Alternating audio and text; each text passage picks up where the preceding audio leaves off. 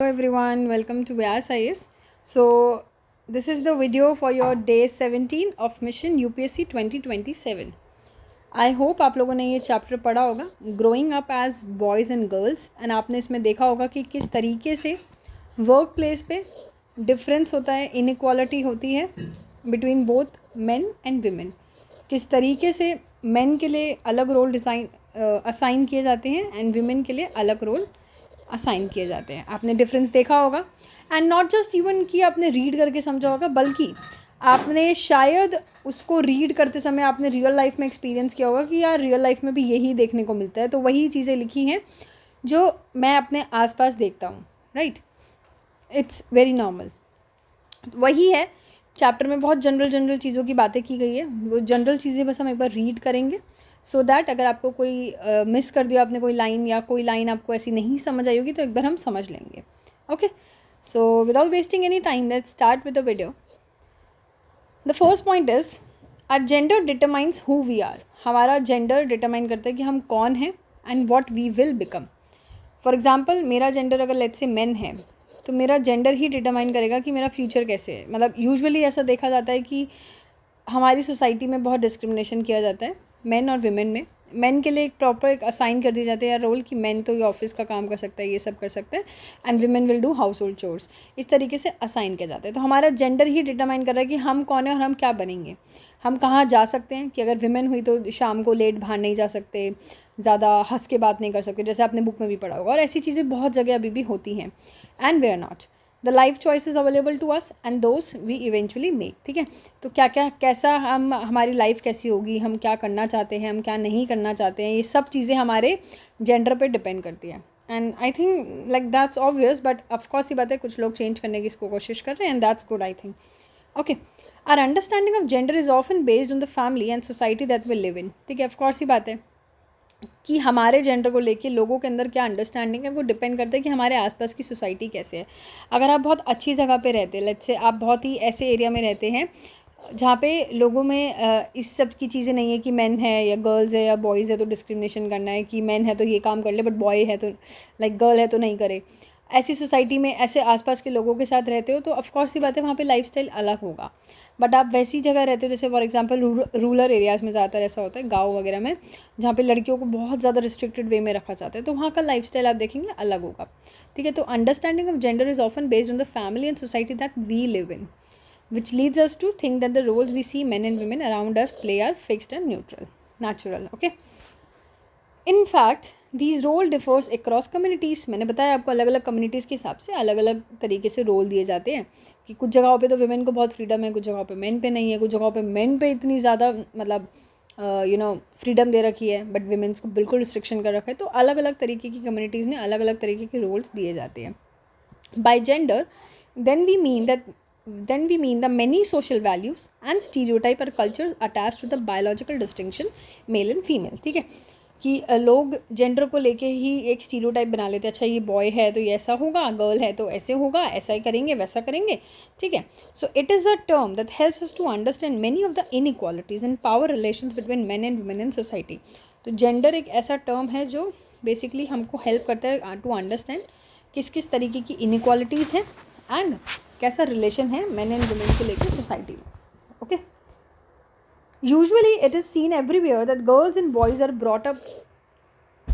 Brought up और socialise differently. कि भाई ऐसा बोला जाता है कि गर्ल्स और बॉयज़ को किस तरीके से पाला पोसा जाता है, दोनों का लाइफस्टाइल, दोनों को अलग अलग तरीके से बड़ा किया जाता है, सोशलाइज़ भी अलग तरीके से किया जाता है। लड़कियों को अलग तरीके से लोगों से मिलवाया जाता है, लड़कों को अलग तरीके से सोशलाइज़ करा जाता है। लड़के बहुत ईजिली फ्रीडम आराम से बाहर घूम सकते हैं, इवन लेट हो जाए तब भी, but girls are not allowed to do that. तो अलग अलग तरीके की लाइफस्टाइल होती है। This enables them to understand that the process of socialization is not uniform। इसका मतलब जो सोशलाइजेशन लोगों से मिलने का जो प्रोसेस है वो सबके लिए बराबर नहीं है, बल्कि ये सोशली डिटरमाइंड है और चेंज होता रहता है ओवर टाइम। कुछ जगहों पे होता है कि हाँ ठीक है मिल अलाउड है, कुछ जगहों पे नहीं है, तो इस तरीके से it changes over time. Societies assign different values to the roles men and women play. तो सोसाइटी हर इंसान को, हर मैन हर वीमेन को अलग अलग वैल्यूज असाइन करते हैं and the work they do, और किस तरीके से वो काम करते हैं, which becomes the basis for inequality and discrimination. क्योंकि सोसाइटी में एक रोल डिज़ाइन कर देते हैं कि यार मैन है तो यही काम करेगा, विमेन है तो यही काम करेगी, इस वजह से ही इनइक्वालिटी और डिस्क्रिमिनेशन होता है। The roles women play and the work they do are usually valued less than the roles man play and the work they do. Usually ऐसा होता है जो मेन काम कर रहे हैं उसकी वैल्यू ज़्यादा की जाती है as compare to what women is doing.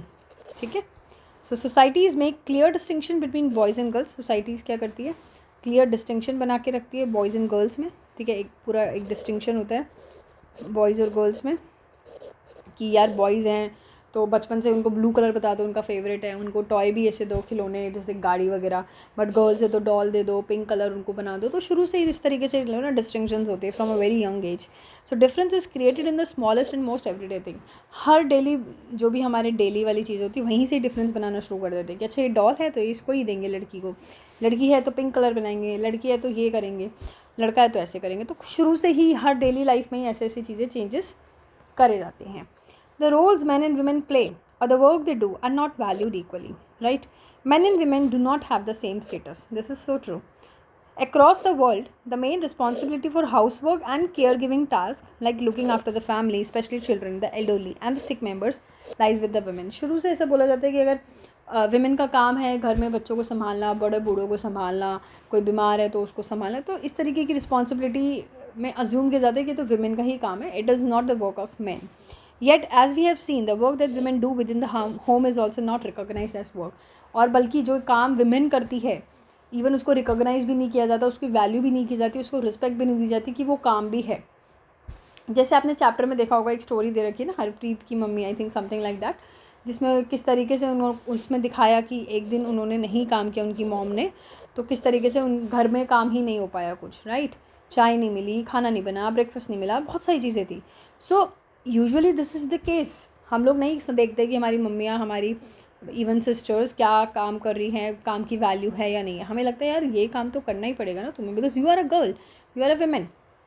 ठीक है, ये अज्यूम किया जाता है that it is something that comes naturally to women, कि ये विमेन को ही करना होता है, ये नेचुरल नॉर्मल है, right. So it therefore does not have to be paid for and even they are not paid, and you know society इस काम को डिवैल्यू करती है.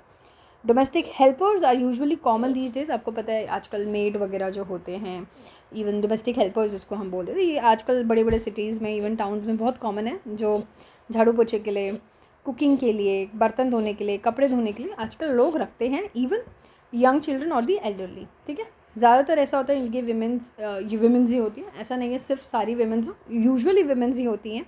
समटाइम कभी कभी यंग बॉयज़ और गर्ल्स भी होते हैं जिनको काम पे लगाया जाता है. इनको वेजेस भी इतनी कम दी जाती है क्योंकि उनके काम की इतनी वैल्यू नहीं की जाती है. एंड इवन हमने बुक में भी देखा कि किस तरीके से उसमें एक रिच फैमिली थी जिस तरीके से उन्होंने अपने वर्कर को रिस्पेक्ट भी नहीं देते थे, राइट. तो वही है कि इन लोगों को आज भी कई जगहों पे रिस्पेक्ट नहीं मिलती है, कई जगहों पे इनकी वेजेस भी ढंग से टाइम पे नहीं देते, वेजेस भी बहुत कम रखते हैं. ठीक है, wages means salary. So sometime house worker involves, कभी कभी ऐसा होता है कि जो विमेन काम कर रही है, जो हाउस वर्कर्स काम कर रही है, उनको हैवी वर्क करना पड़ता है. हैवी वर्क का मतलब क्या होता है, लाइक फिजिकल वर्क कुछ करना पड़ रहा है, कुछ उठाने पड़ रहे हैं, भारी भारी सामान उठाने पड़ते हैं कई बार. ठीक है, इवन आप रूरल और अर्बन एरियाज़ में देखेंगे कि विमेन और गर्ल्स को पानी लेके लेने जाना पड़ता है, लाइक कुएं में. ठीक है, आजकल तो खैर होता नहीं, हैंड पम्प्स वगैरह हो गए, या बहुत दूर तक उनको पानी उठा के लेके जाना पड़ता. तो काफ़ी चीज़ें उनको आज भी फेस करनी पड़ती है. इवन रूरल एरियाज़ में women and girls have to carry heavy loads of fire woods. ठीक है, लाइक उनको कपड़े धोने का काम, cleaning, sweeping, picking up loads which require bending, lifting and carrying. तो ये सारी चीज़ें होती हैं जो उनकी फिजिकल एक्टिविटीज़, जो डेली एक्टिविटीज़ का पार्ट है. तो ऐसा many chores like cooking involve standing for long hours in front of hot stoves, right. सो जो काम विमेन करती है, इट्स वेरी जिसमें बहुत स्ट्रेंथ चाहिए, even physically you need to be strong, which are normally not associated with the man. ऐसा होता है कि मैन में तो फिर भी क्या है, ऑफिस जाके आना, उसमें बस ब्रेन का काम हो रहा है, फिजिकली इतना नहीं होता जैसे पहले के टाइम पे होता था. तो यूजुअली ऐसा ऑब्जर्व भी किया जाता है, बहुत डेटाज के थ्रू भी ये देखा गया है कि विमेन का जो काम है वो ज़्यादा होता है as compare to man. Man तो फिर भी 7 to 8 आवर्स की जॉब करके घर आ गए, बट विमेन इज़ लाइक उनकी छुट्टी भी नहीं होती है, नॉन स्टॉप काम करना होता है. ठीक है, so another aspect of homework and care giving that we do not recognize is that it's very time consuming, right. In fact, if we add up the housework and the work women do outside the home, we find that women spend much more time working than men and have less time for leisure. यानी कि ये देखने को मिला कि जो women working भी है और जो women घर में भी काम कर रही है, उनके काम को मिला के men जितना काम कर रहे हैं उससे भी ज़्यादा काम कर रहे हैं, और उनको लेजर मतलब खुद के लिए टाइम ही कम मिल रहा है, एक्स्ट्रा एक्टिविटीज़ के लिए, खुद के लिए या अपनी फैमिली के लिए या कुछ एक्स्ट्रा चीज़ उनको जो करने का मन करे, लेजर इन्जॉय करने के लिए वो टाइम कम मिल रहा है क्योंकि वो लोग इतना काम करते हैं अगर वर्किंग भी हैं तो. Low values attach to women household and care giving work is not an individual family matter. ठीक है कि हम विमेन के वर्क को अगर लो वैल्यू दे रहे हैं, कंसीडर कर रहे हैं कम वैल्यू पे, तो ये सिर्फ एक इंसान की प्रॉब्लम नहीं है बल्कि एक फैमिली मैटर भी है क्योंकि लोग नहीं समझते हैं. It is a part of a larger system of inequality. ऐसा नहीं है कि सिर्फ एक परिवार में है, बल्कि ये पूरे सिस्टम में ऐसा है कि इनइक्वालिटी की जाती है मेन एंड विमेन को लेके. It therefore has to be dealt with through actions, not just at the level of individual और the family but also by the government. तो सिर्फ एक घर में या एक फैमिली में इस पर कुछ एक्शंस लेने से कोई फ़ायदा नहीं है, बल्कि सरकार को इस पर कुछ लिखना चाहिए जिसमें विमेन के काम की भी वैल्यू उतनी ही की जाए जितना मेन की वैल्यू की जाती है. Equality is an important principle of our constitution. It says that being male or female should not become a reason for discrimination. That we know. In reality, inequality between the sexes exist. Usually देखा जाए reality में आज भी हम देखते हैं mail और female में इनइक्वालिटी की जाती है. किताब में कितना भी लिखा हो, कॉन्स्टिट्यूशन में कितना भी लिखा हो, but still there is inequality. ठीक है. Since burden of child care and house work falls on women and girls, क्योंकि जो भी बर्डन होता है बच्चे संभालने का, घर के काम का, विमेन के ऊपर और गर्ल्स के ऊपर दिया जाता है. This naturally has an impact. इसका नेचुरली एक इम्पैक्ट भी पड़ता है. जैसे विमेन पूरी तरीके से स्कूल्स अटेंड नहीं करती, बहुत कम उम्र में ही स्कूल छोड़ना पड़ जाता है. ठीक है. It determines weather women can work outside the house and what kind of jobs and career they can have. Even अगर उनके घर में बच्चे हैं तो उनको देखना पड़ता है कि यार मैं जॉब कैसी लूँ कि मैं अपना बच्चे भी संभाल सकूँ. तो काफ़ी चीज़ें उनके ऊपर आ जाती है, काफ़ी रिस्पॉन्सिबिलिटी अज्यूम कर लेते हैं सोसाइटी की, यार वही करेंगे. ठीक है. गवर्नमेंट ने कुछ इनिशिएटिव्स लिए, like government has set up anganwadis. Government ने आंगनवाड़ीज़ बनाए हैं, इवन चाइल्ड केयर सेंटर्स बनाए हैं बहुत सारे विलेजेस में. ठीक है. सो दैट बच्चों की वहाँ केयर हो सके. Government has also passed laws that make it mandatory for organizations that have more than 30 women employees to provide creche facilities. मतलब जिसमें क्या होता है कि आप ऐसे समझ लीजिए एक NGO टाइप ही है, एक ऑर्गेनाइजेशन टाइप ही है जिसमें बच्चों, मम्मियाँ जो भी वर्किंग है अपने बच्चे मतलब आराम से वहाँ पे ऐसी फैसिलिटी मिलती है कि बच्चों को वहाँ पे नानीज़ वगैरह ध्यान रखती है. इस तरीके से क्रेशे फैसिलिटीज़ आप कह सकते हैं. ठीक है. फिर उसके बाद आपके बुक में आपने देखा होगा एक SDG गोल 5 दे रखा है, जेंडर इक्वालिटी. हालांकि अब तो हमें याद है सारे SDG goal, which is save green planet, और एक हमारा एक्स्ट्रा था JG. ठीक है. जस्टिस को लेके, पीस जस्टिस को लेके, एंड ये पार्टनरशिप फॉर ऑल गोल्स को लेके. कुछ टर्म्स थी कि आइडेंटिटी क्या होता है. आइडेंटिटी एक सेंस है of self awareness of who one is. Identity मतलब मेरी क्या आइडेंटिटी है, मतलब कौन हूँ मैं. इट्स अ सेंस, मैं it's a sense of my self awareness कि मैं कौन हूँ. ठीक है. मेरी एक अलग अलग आइडेंटिटीज़ हो सकती है कि that I am a girl. ठीक है. I am also a sister and I am also a teacher and I am also the manager. Right. So these are my identities. ठीक है. डबल बर्डन क्या होता है. डबल बर्डन मतलब double जब load आता है कि जो विमेंस, जैसे इसमें आपका ये जो इस चैप्टर में जिस कंटेक्स्ट में यूज़ किया गया था वो यही है कि विमेंस जो बाहर भी काम कर रही है प्लस विमेंस जो घर में भी आके काम कर रही है, हाउस होल्ड वर्क भी कर रही है, तो उनके ऊपर डबल लोड रहता है, यानी कि डबल काम रहता है, डबल बर्डन रहता है. It is use to describe the women's work situation. It has emerge from a recognization that women typically labour both inside the home and as well as outside the home. Right. Care giving कौन है. Care giving refers to a range of task which is related looking after and nurturing. ठीक है. उन बच्चों का ध्यान रखना है, ये सब चीज़ें. बिसाइड्स फिजिकल टास्क विमेंस को एक स्ट्रॉन्ग इमोशनल एस्पेक्ट भी होता है. It's a very simple term, care giving. D value क्या होता है. जब किसी की वैल्यू नहीं की जा रही है, when someone is not given due recognization for a task और जॉब. जो भी काम उस इंसान ने किया, जो भी जॉब वो कर रहा है, उस काम की वैल्यू जब इतनी नहीं दी जा रही जितनी देनी चाहिए, then we say that it's devalued. ठीक है. कि वैल्यू नहीं की जा रहा है. तो यही था इस चैप्टर में. काफ़ी चीज़ें आपको अच्छी लगी होंगी, काफ़ी चीज़ें हमने रिलेट भी की होंगी. आई होप आपको अच्छे से समझ आया होगा. कल का जो टारगेट रहेगा मैं अभी बता देती हूँ. कल का टारगेट हमें नेक्स्ट चैप्टर नहीं करना, हम इसी चैप्टर से कुछ क्वेश्चंस उठाएंगे. क्या क्वेश्चंस है वो तो ऑफकोर्स ही पता है, आपको सुबह ही पता लगेंगे. आज की वीडियो थोड़ी सी लेट हो गई just because I was not well today. So that's why you know I am making this video today at right, अभी क्या टाइम हो रहा है अगर आप मेरी स्क्रीन पे भी देखेंगे तो इट्स लाइक ऑलमोस्ट 2 o'clock। तो वही है कि मुझे क्योंकि वीडियो तो देनी थी because it's promised, but since I was not feeling well, so that's why the video got delayed. But okay, so let's meet tomorrow with a new target. All the very best. Good night.